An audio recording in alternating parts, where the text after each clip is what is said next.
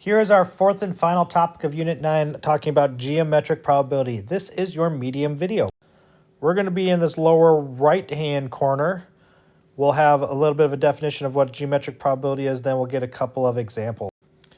Geometric probability is when we look at area of shapes and then those shaded regions of inside those shapes and figuring out the probability of picking a point at random and it falling in that shaded region. So think of it like skydiving, and then you're trying to land on a target. What's the probability you're going to land on that target? So these medium level questions are going to involve the shapes that have quadrilaterals and triangles in them.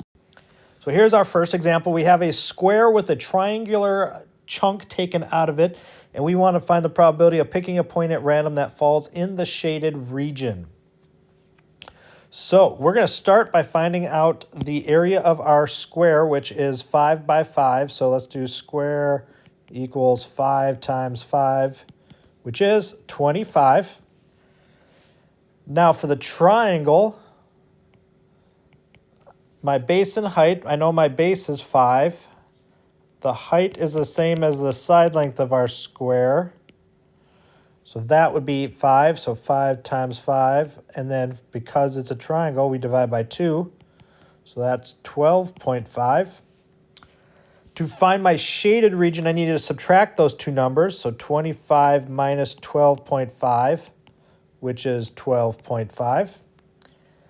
And then just like I've been doing with my theoretical and experimental probability, we do our desired outcome, which is this 12.5, divided by all the possible outcomes, which should be the area of the square, which is 25. And then I just divide those two numbers on a calculator. So 12.5 divided by 25 is 0.5. And the questions on Delta Math will ask you to round to a given number. So most of them will be to the nearest hundredth. This one only has a tenth, so we're actually done right here. So 0.5 would be our answer. Our last example is a little more complicated. We got a couple shapes we're going to take out of our shaded region. So I'm going to start by finding our rectangle, which is 5 times 7, and that's 35. I have a triangle that I have to find the area of, and my base and height are 3 and 4, so 3 times 4, and then because it's a triangle, divide by 2, so that's a 6. And then I have my square, which is 2 times 2, which is 4.